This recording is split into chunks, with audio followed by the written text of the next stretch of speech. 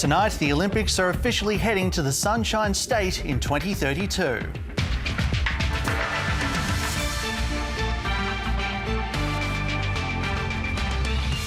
South Australia records 6 more infections as the statewide lockdown continues.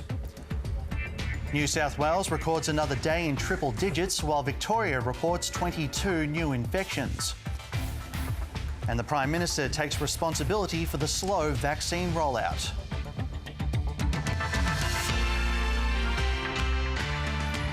Good evening, Manny Tsigas with ABC News. We'll have more on the coronavirus situation across the country in a moment, but first, it's official. The Olympic Games are coming to Australia once again. Brisbane has been named the host city for the 2032 Games. Earlier in the day, the International Olympic Committee warned it wasn't a done deal. But after convincing speeches from the Queensland Premier and Scott Morrison, Brisbane was successful. Our correspondent Jake Sturmer has more from Tokyo, where the decision was made. According to the IOC, it wasn't necessarily a done deal, but I suspect that was just to drum up a bit of suspense and excitement for the vote that took place here a short time ago. The reality is that when Queensland was named the preferred bidder earlier this year, it really became somewhat of a fait accompli. Though nevertheless, the Queensland Premier, the Brisbane Lord Mayor and the Federal Sports Minister have all come over here and they made their pitch. They played up Brisbane's love of sport and Queenslanders' love of sport, the natural beauty of the state and the fact that 80% of the venues for the Games have already been constructed. Let's take a look at the moment Brisbane won the Games. That the Games of the 35th Olympiad are awarded to Brisbane, Australia.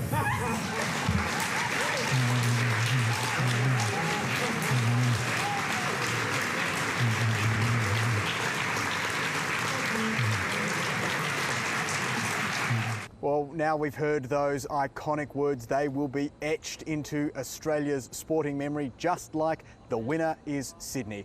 Queensland has now signed the host city contract and Brisbane has 11 years to plan and prepare to get ready for what will be an extraordinary global sporting event.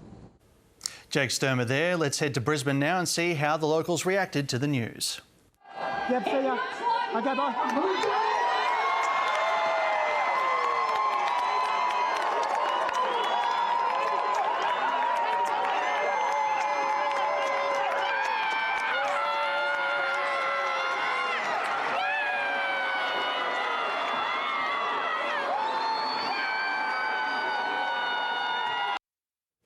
Some very excited spectators there. And the Brisbane bid team has spoken in Tokyo a short time ago. Queensland Premier Anastasia Palaszczuk says it's a dream come true for Brisbane.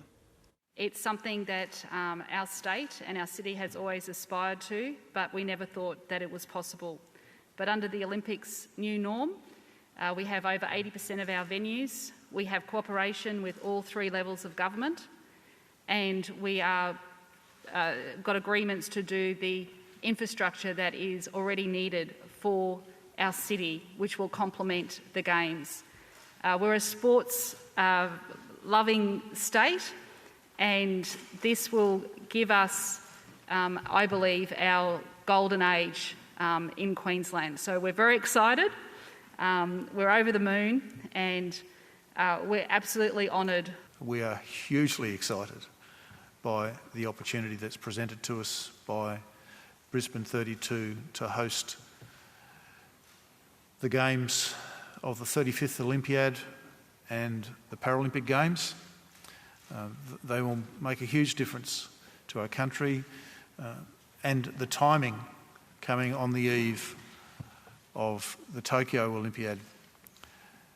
Those young Australians who might aspire to represent their country now can aspire to do that on home soil, which is a rare privilege.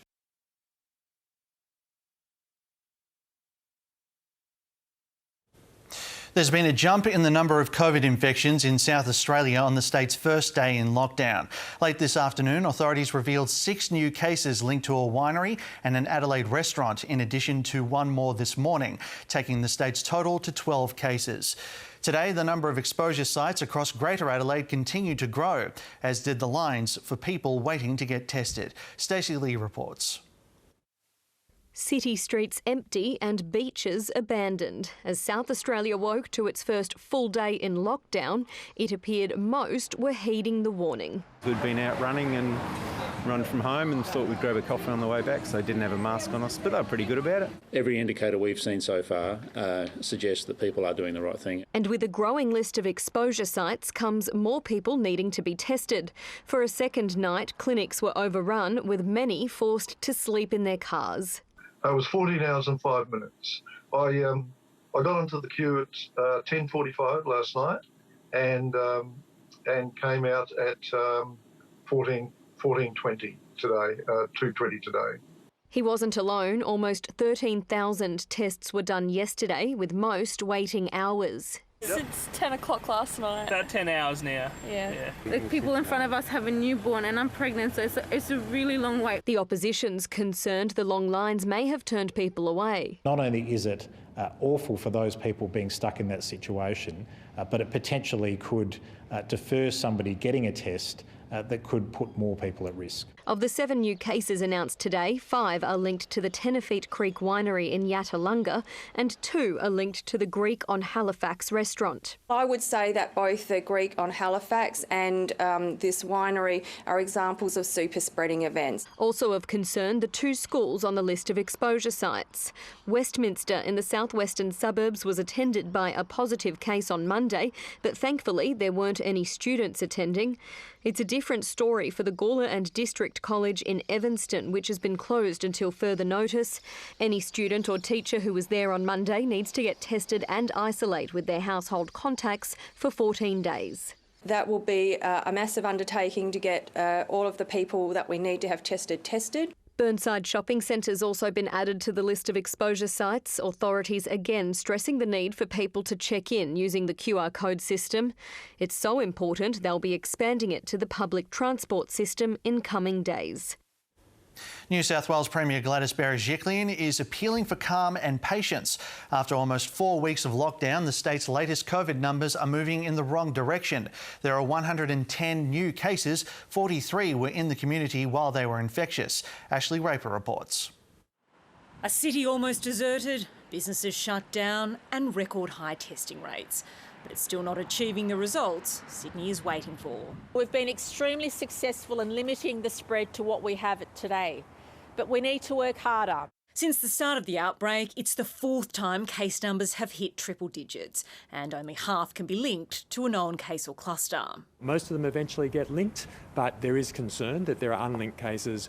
Of today's cases, 50 are from southwestern Sydney, while 43 of the overall cases were in the community while infectious, and a further 17 were out for part of their infectious period. Premier, we're still working towards having 0 people infectious in the community. Our target always is, today I spoke about that 43 number being infectious in the community. That's the number we would like to see at 0 or close to 0. It remains the aim, but now may no longer be the benchmark for coming out of lockdown. The Premier says it could depend on where people have been while infectious. If that number is in settings which are low risk, well, obviously we can ease restrictions. There's no indication when that'll be, 4 weeks into lockdown. It is a bit tricky because I've got 2 kids, so homeschooling is really killing me. I just play computer games with my mates. That's pretty much it. Not much difference for me right now. We're in a holding pattern. The Premier insists we haven't seen the results of the harsher lockdown. That won't come for a few days. So Gladys Berejiklian is unwilling to make a call on whether the current course of action is effective enough or whether there needs to be a change. Yesterday you said that the green shoots are there. Today's numbers don't seem like green shoots. Was that premature? No. The green shoots are, we have stopped what we call exponential growth. Had we not put in the measures we had, we would have had literally thousands and thousands of cases by now. But now the restrictions are in place, many might see the measure of success is different. Ashley Raper, ABC News, Sydney. And residents in Sydney's west are on high alert tonight. Authorities have warned the city's COVID outbreak is spreading beyond the southwestern suburbs. Kathleen Calderwood followed this report from Marylands. Here at at the Marylands Park drive-through clinic, there's been a short line of cars for most of the night. So hopefully that's a sign that people are starting to take note of that call for increased testing here in the Cumberland local government area. We've heard today that this outbreak, which of course started in Sydney's eastern suburbs and then moved so ferociously to Sydney's southwest, is now leaching into other parts of Sydney's western suburbs. So this area, Cumberland, which neighbours that epicentre of Fairfield, has really been put on high alert, and they're asking people, particularly from Marylands and Guildford, to go and get tested. Now, we had a walk around the main street of Marylands today, and here's what a few of the locals were feeling about the COVID situation here in Sydney and the ongoing lockdown. It's a good idea, we've got to stop it, but a lot of people aren't too happy about it. They want to go out and move around, but I'm feeling all right about it. You got to do what you got to do. When we are locked down, then we can't have the freedom to go anywhere, to work. Yeah, so I just hope this situation get better. At least we can move out lockdown soon. You just stay in your area and stay in your home. You only come out when you're necessary, you're fine. That's all you can do about it. Now, we also had a reminder today that from Friday, that 3-day surveillance testing rule will be enforced for aged and healthcare workers who live in Canterbury, Bankstown local government area but work outside it. And the Roselands drive-through clinic has had its hours extended. It's now operating 24 hours a day to cater for that increase in demand. And Victoria has recorded 22 new infections today. And while that number seems quite high, there is cause for cautious optimism. They're all linked to known outbreaks and most were already in isolation. But with the lockdown, businesses are on the brink and the state government is pumping hundreds of millions of dollars into its support package. From the city to the suburbs, the effects of 5 lockdowns and nearly 200 days of forced closures are clear. I mean, we're human, we're not a machine, you know. It's very difficult, very difficult. Oakley business owner George Karakoussis has watched many colleagues around him shut up shop for good. I'm now 63 and I don't know what my future is. Fish shop owner Jim Samiotis is managing to keep a smile on his face despite not making a profit. At the moment, I'm covering my expenses. That's it. That's all I want. This situation, all our local produce, we're just throwing in the bin. The Victorian government has announced an extra $282 million for businesses affected by the lockdown extension. As someone who has spent all of my 52 years living in Melbourne, who loves this city, who wants to see it thrive, of course it hurts every one of us. Cash grants will be topped up to more than $7,000 for pubs and restaurants. Alpine businesses hit hard during this snow season will get another $3,000. Sporting clubs can get a $2,000 grant, while other eligible businesses can claim another $2,800. This time of year, bookings will be full. Such great snowfalls, the resort absolutely looks great, but there's no one around it. It's actually quite sad. Businesses not registered for GST will get help to access Commonwealth support. There are some gaping holes in today's announcement, which means, sadly, a lot of small businesses are likely to go under. Even with 22 new cases today, authorities are hopeful. I'm confident that this is going in the right direction. I think we're on track. Even so, there were more cases from exposure sites, including Ms Frankie, Young and Jackson's and Amy Park. A Westgate tunnel worker has also been infected, while there's been 10 new cases across 3 schools. 3 removalists from Greater Sydney were caught trying to enter the state near Mildura yesterday. They were fined and sent back. I don't know what it is with New South Wales removalists, but let it be a lesson that if you break the rules, there are consequences. The Chief Health Officer says if Victoria didn't go into lockdown as quickly as it did, we could be seeing 300 cases a day by now. Instead, he believes we've hit the peak of cases out in the community and expects that crucial number to drop to 0 in a matter of days. Bridget Rollison, ABC News, Melbourne. The Prime Minister says he's constantly appealing to the country's vaccine expert panel to review its advice around the use of AstraZeneca. Scott Morrison has accepted responsibility for the delays to Australia's vaccine rollout, but stopped short of apologising. Jade McMillan reports from Canberra. Back at the lodge and hitting the airwaves. I've never heard the word sorry. We did screw it up, but we're getting it right now. Well, we've had problems and we've dealt with them. Scott Morrison addressing the frustration of millions of Australians still locked down. It's going to continue to be tough in the weeks ahead and potentially months ahead. The country's vaccine rollout has reached the milestone of 1 million doses into arms in a week, but it's still behind schedule, slowed in part by a recommendation from the expert immunisation panel to make Pfizer the preferred vaccine for people under 60. Advice Scott Morrison wants reviewed. It's a constant appeal, I can assure you. The Prime Minister has described the rollout delays as regrettable, and while he takes responsibility, there's no apology. I think Australians just want us to get it right. At the end of the day, the Australian people just want a Prime Minister who'll take some responsibility for his own failures. With lockdowns now affecting 3 states, the government has again ruled out a return to the JobKeeper wage subsidy, instead arguing COVID disaster payments of up to $600 per week for people who've lost work are providing relief faster. Each week, those payments are going to turn up in your bank account, and you can count on it. More than $200 million has already been paid to people in New South Wales. Those in Victoria and South Australia will need to wait until after day 7 of their lockdowns to apply. Within weeks, the government expects to settle on vaccination targets that it hopes will allow Australia to move away from restrictions, including lockdowns. But the Prime Minister is warning the Delta strain means there's still plenty of unknowns. The whole world is wrestling with it.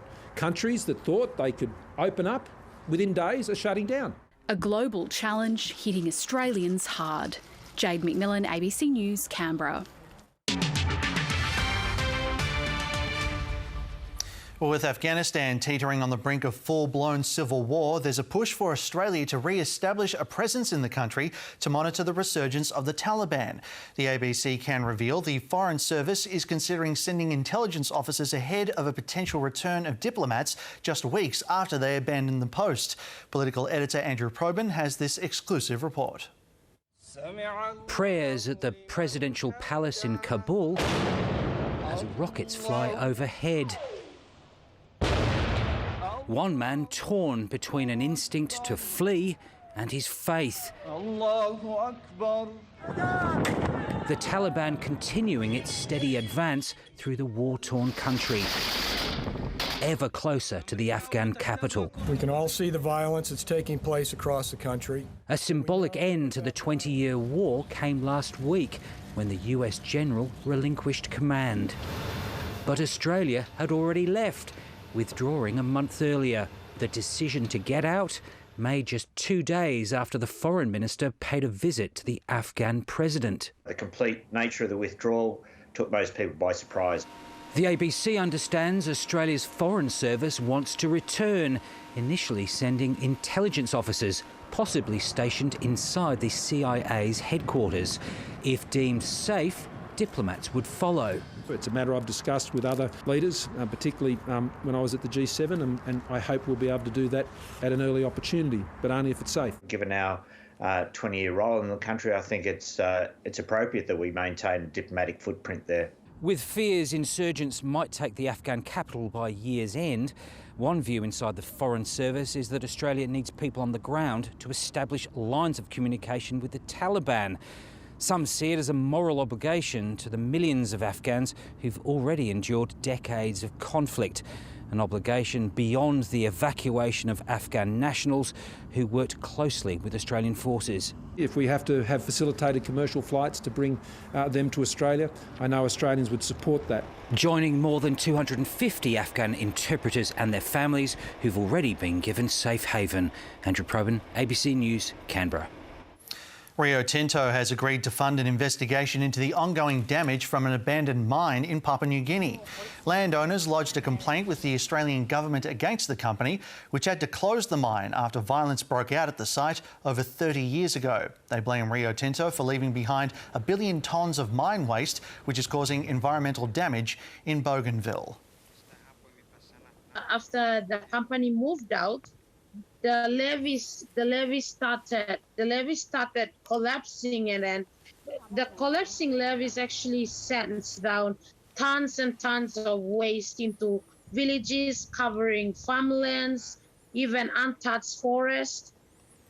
The ABC understands the impact assessment alone will cost millions of dollars. Rio Tinto is also being asked to help pay for rehabilitation work afterwards.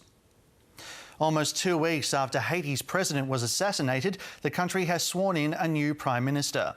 Ariel Henry is a neurosurgeon and former cabinet minister. President Jovenel Moïse asked him to take on the job just days before being gunned down. Dr Henry takes over from Claude Joseph, who's been serving as interim Prime Minister.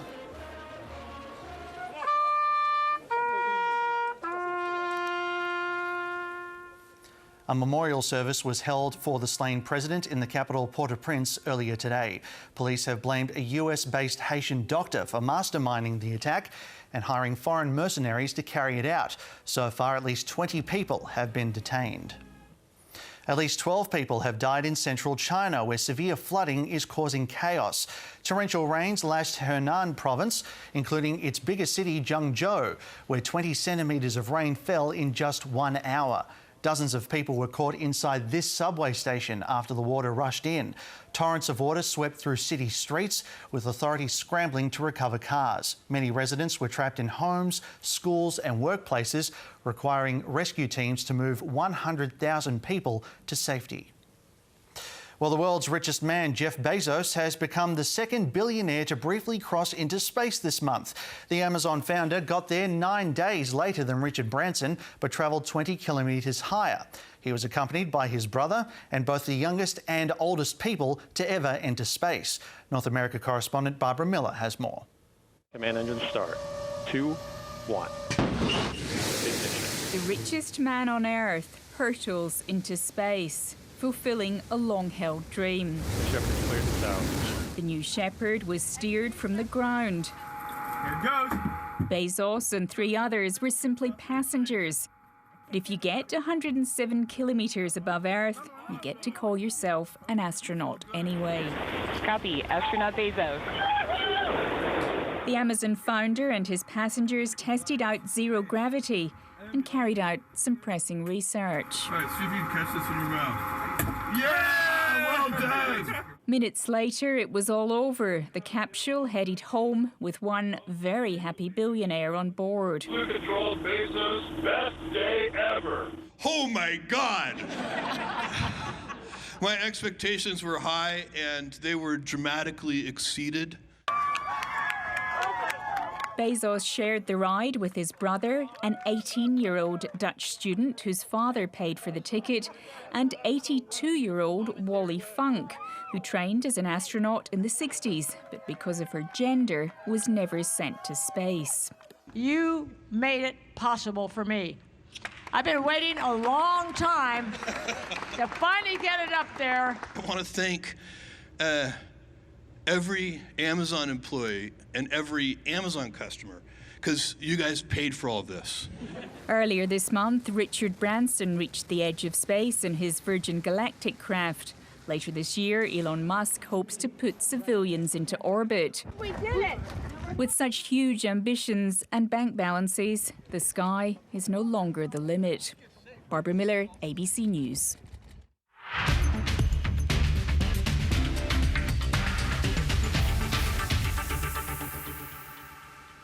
Well, let's take a look now at the 2020 Olympic Games, and the opening ceremony is only 2 days away, but the Tokyo Games got underway this morning with Japan thrashing the Australian softball team 8-1. It marked softball's return to the Games after a 13-year absence, and Australia opened the scoring with a run from Michelle Cox. That was as good as it got for Australia, with world number 2 Japan piling on the next 8 runs to give the home nation a strong start to the Olympics. Meanwhile, Australian equestrian team member Jamie Kermond has been provisionally suspended from testing positive to cocaine. Equestrian Australia says Kermond returned a positive A sample following a test conducted on June 26. In other news, Port Adelaide will play a home game against Collingwood at Docklands tomorrow night after the 2 South Australian AFL teams relocated to Victoria last night. The Crows and Power had to make a late dash to Melbourne when they were told they wouldn't be able to train in lockdown Adelaide this week. In the Super Netball, the West Coast Fever flew to Brisbane today to join 4 other teams that also fled South Australia last night. Adelaide, Melbourne, Collingwood and New South Wales are in the Sunshine State, while the Giants were cleared to make the trip this afternoon. And Australia has thrashed the West Indies by 133 runs on the Duckworth-Lewis method in the first one-day international in Bridgetown. Ashton Agar presented younger brother Wes with his first cap, while Ben McDermott and Josh Philippi also made their ODI debuts. In his first game as one-day captain, Alex Carey top-scored with 67 as Australia posted 9 for 252. Mitchell Starc took 5 for 48. Clean him up. Through bat and pad, a little bit of inward movement with pace. That's why he's world-class. The home team was dismissed for 123 in the 27th over as Australia took a 1-0 lead in the 3-match series. And the Milwaukee Bucks have won their first NBA championship in 50 years, downing the Phoenix Suns in Game 6 of the NBA Finals. Playing on their home court, the Bucks beat the Suns 105-98. They were led by star forward and Finals MVP Giannis Antetokounmpo, who had 50 points and 14 rebounds.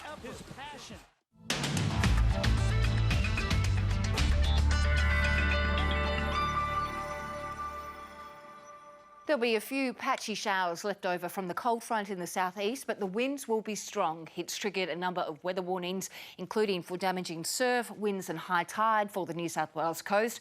We could see those winds get up to about 70 kilometres per hour. Also a strong wind warning for the East Gippsland coast in Victoria and a strong wind warning for the southeast and also the southwest of Tasmania. Looking to the capital cities for tomorrow, we'll see fine conditions for Brisbane, cloudy conditions for Sydney, quite cool as you go further south. Adelaide, a top of 11 with some rain forecast. Cloud conditions for Perth, the top of 17. And a fine day for Darwin with a top of 32. Now, before we go, let's recap Australia's worsening coronavirus outbreak as cases across the country are on the rise. New South Wales has recorded 110 cases, with 43 people infectious in the community and another 17 for part of their isolation period. That's the highest number infectious in the community since the outbreak began. Victoria has 22 new cases, but all are linked to known outbreaks and most were isolating. 2 of those cases were infected at a Wallabies rugby game. And South Australia has announced 6 new cases. 5 of them were at a winery north of Adelaide. It brings the number in that state's cluster to 12. And that is the latest from ABC News. 7:30 is up next, followed by a special edition of The World with Yvonne Yong, focusing on the global impact of the Delta variant. I'm Manny Tsigas. Enjoy the rest of your evening. Good night.